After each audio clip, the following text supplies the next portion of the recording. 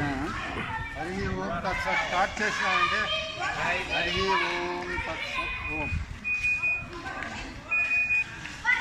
నరకస్య వివిధం నరకస్యేదం ద్వారం నాశనం.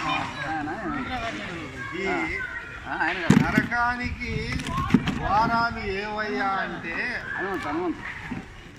కామ క్రోధ స్తతాలోభ. ఈ కామ క్రోధ లోభాలు నరకానికి పోయే ద్వారాలు. ఈ మూడిటి వల్ల ప్రతి ఒక్కరు జాగ్రత్తగా ఉండాలని మనకు భగవద్గీత చెబుతుంది. అందులో మొట్టమొదటగా ఈ కామం అంటే మనం చాలామంది స్త్రీ పురుషుల వ్యామోహమనే కోరిక, నాకు అది కావాలా ఇది కావాలా అనేటువంటి కోరిక. అంటే ఈ కోరికలు కూడా శబ్ద స్పర్శ రూప రసగంధములు ఇంద్రియాలు, ఈ పంచేంద్రియాలు శ్రోత్రత్వ చక్షుర్ జిహ్వా ఘ్రాణములు. శ్రోత్రం అంటే చెవి, పొక్క అంటే చర్మము, శ్రోత్రత్వ చక్షు కళ్ళు, జిహ్వ అంటే నాలుగు మాట్లాడేది, ఘ్రాణము అంటే ముక్కు ఆస్వాదించేది. వీటికి ఏం విషయాలు అంటే శబ్ద స్పర్శ రూప రసగంధాలు. అంటే ఈ శబ్దము ఇప్పుడు ఒకడు బాగా పాడుతూ ఉన్నారనుకోండి, లేదా ఇంకొక పాట ఏదన్నా కావాలని, లేదా ఇంకా వినరాని పాటలన్నీ కూడా వినాలని, కొంతమంది అట్టే చూసేదానికి, కొంతమంది రకరకాల సినిమాలు లేకపోతే ఉండే సినిమాలు చూడాలని, లేకపోతే ఏదో రూప సౌందర్యం చూడాలని, ఇట్లా రకరకాలైనటువంటి కోరికలు కలుగుతూ ఉంటాయి. అంటే ఈ మనుషులు శంకరాచార్యులు ఏమని చెప్తారంటే, అయ్యా ఒక చూపు మీద, ఒక దర్శనం మీద కలిగి ఒక్కొక్క జంతువుగా ఉన్నప్పుడు కురంగమాతంగ పతంగ బృంగ, దీనికి శబ్దం విని ఈ లేడి ఆ పాటలు విని మీనా పాటలు పడి దానికి అర్థంలో అప్పుడు వేటగాడు వచ్చింది.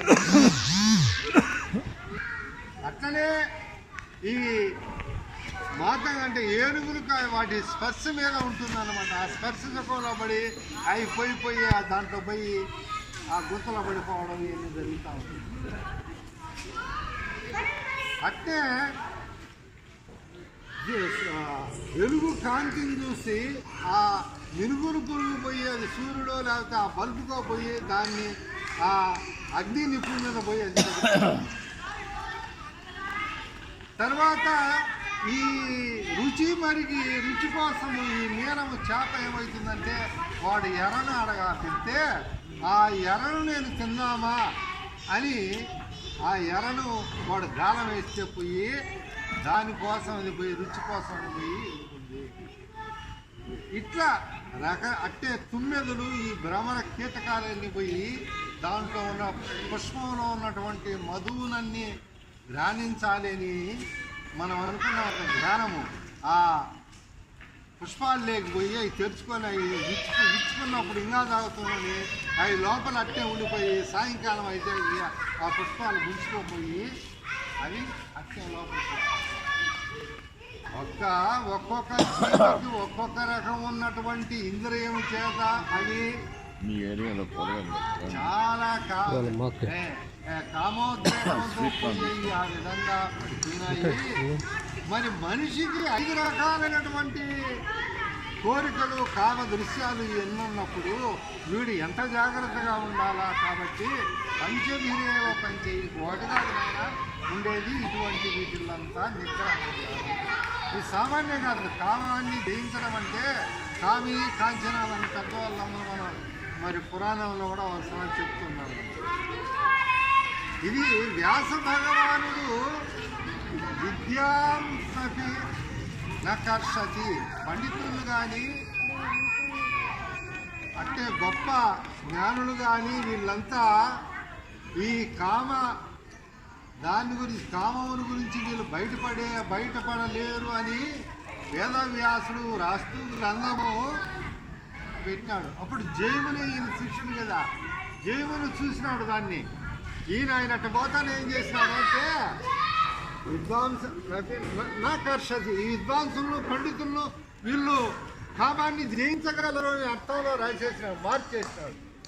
వేదవ్యాసులు మళ్ళా వచ్చేసినాడు. ఏమన్నా ఈయన ఇట్లా రాసినాడు, ఆహా ఈయన గురువు కంటే గొప్పవాడు ఉన్నాడని చెప్పేసి, సరేనా ఏం ఆయన నేను ఒక్క గ్రామానికి పోయేస్తాను, నువ్వు జాగ్రత్తగా ఉంది ఈరోజు మన ఆశ్రమాన్ని అంతా నువ్వు సంరక్షించుకుంటా, వాళ్ళు ఇచ్చిన జాగ్రత్తగా ఉన్నాయినా వాళ్ళని వీళ్ళ దగ్గరికి రానియాకని చెప్పిపోతాడు. చెప్తే సరేనా అంటాడు. ఈయన అట్లా పోయిన ఒక 10 నిమిషాలకు ఒక మంచి యవ్వనంలో ఉండే స్త్రీ వస్తుందన్నమాట. అప్పుడు చినుకులు పడతా ఉండే, వర్షం కొంపరంతా తడుస్తూ ఉంది అని ఆశ్రమం అయితే, నమస్కారము స్వామి, నేను ఈ వర్షానికి వెళ్ళి తడిసిపోతా ఉన్నాను, చీకటి పడింది, మా ఊరికి పోవాలంటే దారి లేదు, కాబట్టి మీరు నాకు ఆశ్రయం ఇస్తే నేను పొద్దున వెళ్ళిపోతాను అన్నాను. అంటే ఇది ఆశ్రమమ్మ, నువ్వు తొందరగా లేదు స్వామి, మీరు దయచేసి నాకు ఇస్తాను సరే అని ఆలోచించి ఆయన ఒక కుటీరాన్ని కదిలిస్తాడు. ఇచ్చినప్పుడు ఏం చెప్తాడు, అమ్మా నువ్వు నేనే వచ్చి పిలిచినా నువ్వు తలుపు దగ్గరతో నువ్వు పోయి లోపలికి తలుపేసుకొని నువ్వు పనుకోవాలంటే మళ్ళీ పొద్దున పోవాలా. ఒకవేళ నేనే జేబులు వచ్చి అమ్మా తలుపు తీ అన్నా కానీ తీయకూడదు అని జాగ్రత్త అని చెప్పేసి చెప్తాను లోపలికి. ఎందుకు ఈయనకి భయంగా ఉంది లోపల. సరే ఆమె పోయి లోపల పండుకొని ఉంటుంది. ఒక 5-6 నిమిషాలకు ఈయనకు ఆమె చాలా సుందరంగా ఉంది, మనోహరంగా ఉంది. ఆమె అంతా ఆమె చూస్తూ ఉంటే ఆమె మీద ధ్యాస ఉండి ఈయన పిలుస్తాడు. తలుపుది ఏమా నేను పిలిచేది నీకు ఇచ్చినాను కదా, ఈ వస్తువు ఇవ్వాలా, అది ఇది భోజనం చేస్తున్నా లేకపోతే ఇంకొకటి ఎన్ని చేసి మళ్ళా అని చెప్తాడనమాట. మీరు తీయొద్దని చెప్పినారు కదా, మీరు ఎవరో నేను తీయనని చెప్పి ఈయన లోపల ఉన్నాన్ని తీయకుండా ఉంటుంది. ఈయన మనసు నిగరించుకోలేకపోతున్నాడు. ఎట్లా నేను ఇస్తున్నా అది ఇది అని ఆ గోడల పై అక్కడ కుటీరం పైకెక్కి ఆ పై నుంచి అది తీసేసి లోపలికి అది దిగుతాడు. దిగుతా ఈమె పడుకోలేదు, దుప్పటి కట్టుకొని మంచం మీద ఒక చిన్న పడుకొని ఉంటే, అమ్మ లెయ్యి నేను కదా పిలిచింది అని చెప్పి ఆమెను పిలిస్తే ఈమె ముఖం మీద కప్పుకొని నేను తీస్తే గడ్డం తగులుతుంది. ఈయనకు గడ్డం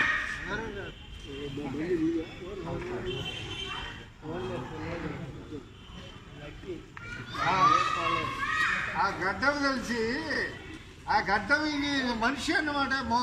ఎదుర ఈ స్త్రీ కదా లోపలికి పోయిందంటే ఈయన వేదవ్యాసుడు చూస్తే ఈయన గడ్డం పెట్టుకొని అంతా మొత్తం తీస్తే లోపల వేదవ్యాసుడు గురువు గారు ఉన్నారన్నమాట.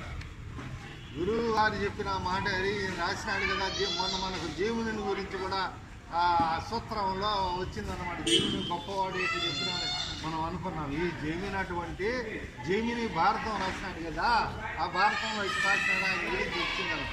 ఈ జైమిని అంతా మొత్తం తీసేస్తే వేదవ్యాసుడు ఇస్తే ఇంత ఆయన కాళ్ళ మీద పడుకొని నన్ను క్షమించు, అది ఇది మీరు రాసిన దాన్ని నేను ఇట్లా చిడికేసి రాసినానని అప్పటికి ఆయనకు ఓహో మా గురువు ఈయన వేదవ్యాసుడు అంటే వేదాన్ని ఇచ్చిన వాడిని చూస్తురా నాయన, నువ్వు ఈ మాదిరి మార్చినావు అది అంటే అప్పుడు ఆయన నన్ను క్షమించండి, నన్ను శిష్యుడిగా మళ్ళా సరివేయద్దు, అది ఇది ప్రాధాయపడేది చేస్తే కాబట్టి ఇటువంటి దేవుని ఆయన రాసినటువంటి కాబట్టి ఈ దీన్ని జయించాలంటే కామిని కాంక్షాలను జయించాలంటే కాబట్టి పెద్దవాళ్ళు అందుకనే తల్లి కూతుర్ని కూడా తల్లి దగ్గర కూడా ఈయన మంచంలో పనుకోకూడదు పురుషుడు అని ధర్మశాస్త్రంలో చెప్పబడింది.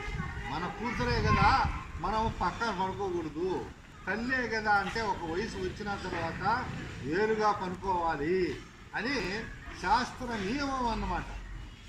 అంటే వాళ్ళందరూ అట్టుంటాడు. మనం ఈరోజు పేపర్లో చూస్తున్న మనవరాళ్ళు కూతుర్లు ఇవన్నీ కూడా వాళ్ళన్నీ గమనించి ఇటువంటి బలీయమైనటువంటి విద్యుత్ కాబట్టి అటువంటి నియమాలు ఏర్పరుచుకున్నారు.